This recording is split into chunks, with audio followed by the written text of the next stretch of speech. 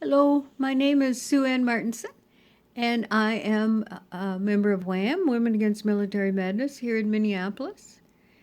And I work with Emma sometimes. Um, and I am going to talk about war, U.S. imperialism, and the environment. It's a large topic, but I'm going to narrow it down to the Congo because that's a microcosm of a macrocosm. The Congo is a place that's mineral rich. It's called the Democratic Republic of the Congo. And it's $24 trillion worth of untapped mineral resources. That's 24 billion. Among those are copper, cobalt, and coltan. Cobalt and coltan are used in electronics. Coltan is used in cell phones. And copper, as you know, for piping and other uses. Now, NATO has supposedly protects small countries, but here's what happens. The U.S. empire is protected by NATO, and NATO expansion through global partners is now worldwide. And they have special operations outposts in the Congo. There is about $203 billion taken out of the Congo, no, not just the Congo, but all of Africa, by Western powers. And so, because of it is so mineral rich, it's of interest, obviously, to the tech companies. So the presence of U.S. and Western powers has prompted countries like Uganda, Rwanda, and Burundi, which are very close, to illegally mine in the Congo, and they send in their own militias. And then this has caused very serious civil war in this country. And actually, the UN tried to send in peacekeepers at one time, maybe around 2013, and they weren't sure that they were protecting the wrong people. And you'll see what I mean by the wrong people in a minute. So NATO's mission is to protect small countries, but they only protect the corporate interests in those countries. Now, these troops are notorious. They defend the illegal mining activities, and it's, as I said, a devastating civil war. And this is a patriarchal society, and raping women is a part of war. But in the Congo, it was horrendous because there were all these different militias. And as I said, the UN wasn't sure that they weren't protecting one of the groups that was doing the raping, because they all seemed to be doing it, all these militias. Here are some stories. Physical and psychosocial traumatic effects of this conflict. One woman had a knife at the throat of her husband, and they told him to have sex with her in front of them, and he refused. And then they undressed him, and they threatened him again, and he still refused, and they killed him. Others were captured by rebels, were used as sex slaves. They were held. They couldn't do anything by themselves. They were at the disposition of one man who was their rapist, and he would use a gun and threaten them and to kill them and hit them if they resisted. And then another one was raped by rebels in public as a form of humiliation. And they asked for telephone money, and her husband gave her $100, but that evidently wasn't enough. Then they demanded that she lay down, and they hit her and ripped off her clothes, and then they held onto the husband, and then they raped her in front of her children and everybody.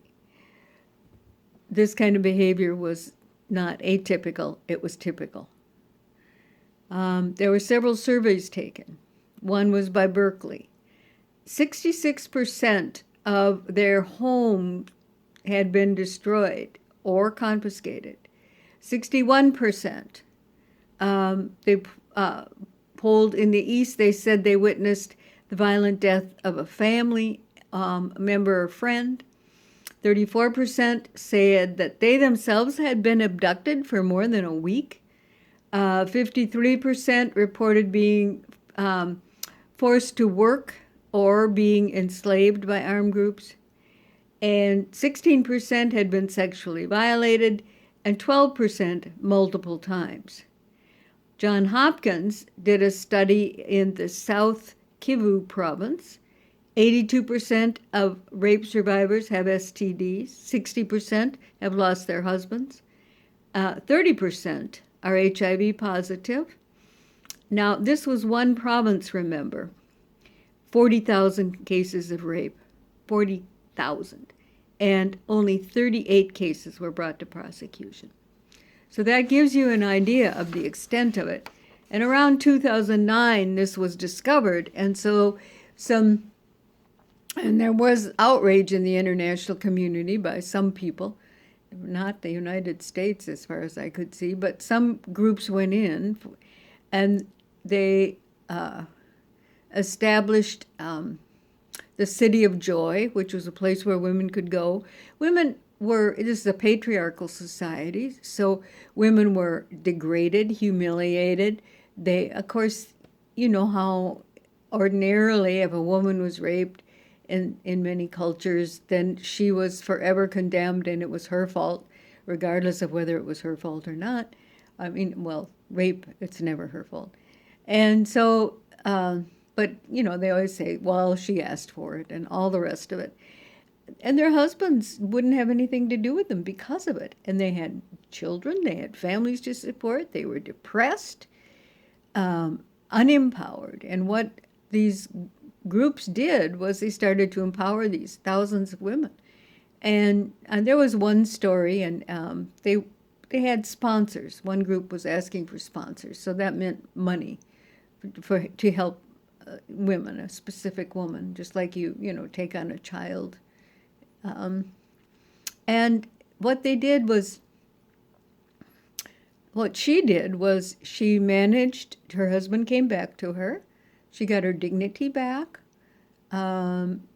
she managed to build a house and take care of her children, a small house, but nonetheless a house and shelter. And because all these were destroyed. And also, she started to farm. And women in many of these cultures are typically the cultivators. The men were the hunter-gatherers and the women were the cultivators. They were the ones who farmed. That's true in the Native American culture, too.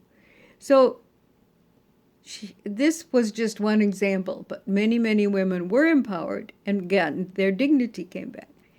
So this foreign corporate exploitation has been going on, well, for years.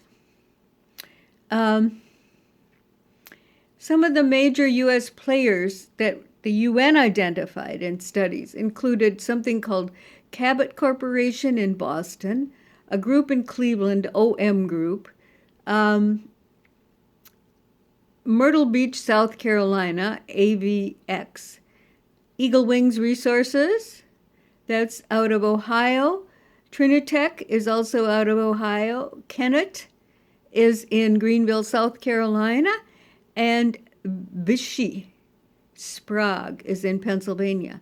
So corporations from other countries also took part in the coltan exploitation. This is mostly coltan, by the way. And they were from Germany and China and Belgium, mostly Western. And then they would process this,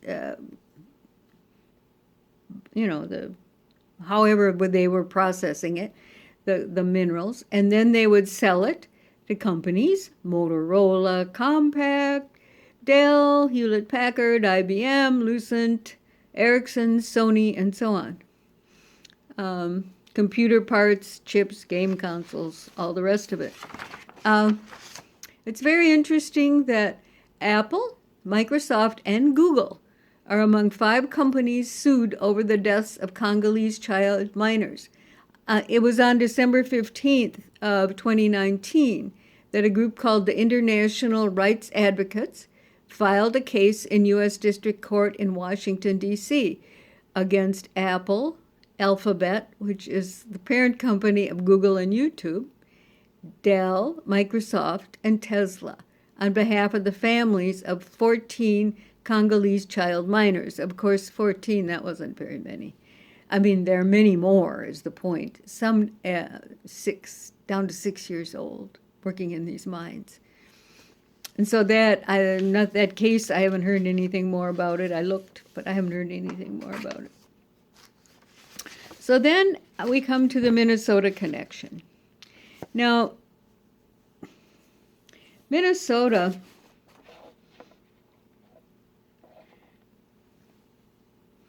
who owns the mines?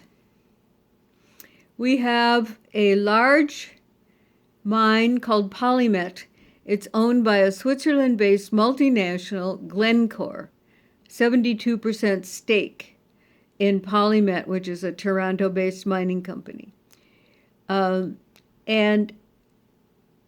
there have been huge protests around Polymet and the mining, and they want to establish a copper mine. They have Glencore has a copper mine in the Congo, and they also have a cobalt mine in the Congo, and they want to bring a copper mine here. Evidently, there is copper in northern Minnesota, but this is not like our usual taconite mining that we have here. This is far more devastating, and it rapes the land is what it does, and leaves it just stripped.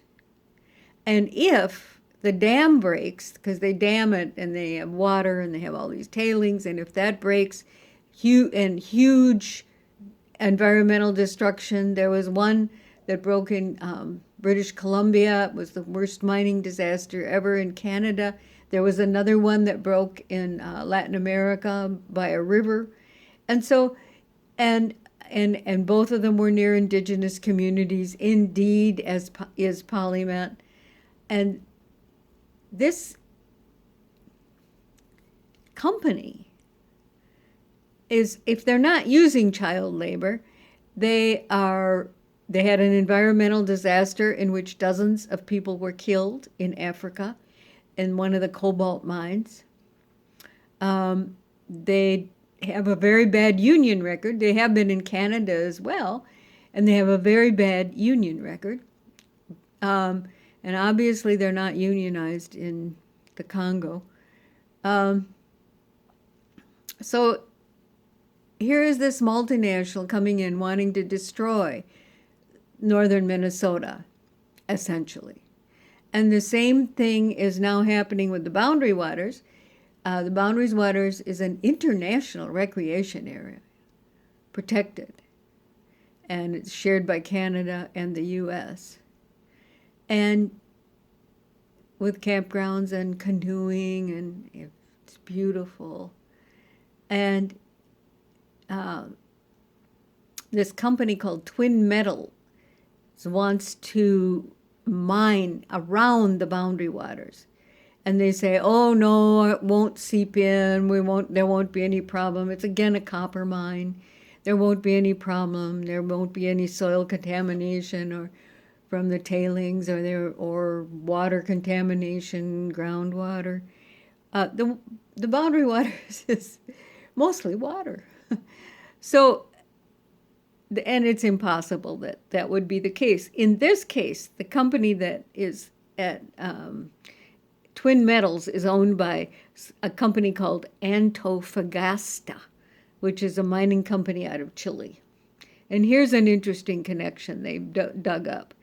They have ties to the Trump administration, a real estate company in Washington, D.C., owned by the family, is the landlord for Ivanka Trump and Jared Kushner of a $500 million mansion in D.C. So these things do affect us locally. And when we don't think about when we pick up all these electronics, where all the minerals and everything come from. And we don't think about the environmental devastation, the devastation to the women, the rape, but also the land, because if the women are the cultivators, they can't farm. And besides, with all these militias wandering around, the the farmland is limited. It's just a tragedy, and similar things have happened, and especially to indigenous people in the Philippines there and in other parts of the world. And I think too of all the immigrants and the immigrant camps and the women trying to keep things together. So the effect of U.S. imperialism, because of course our wars are driving people into refugees, camps, and then as refugees. So again, U.S. imperialism has got to go. Thank you.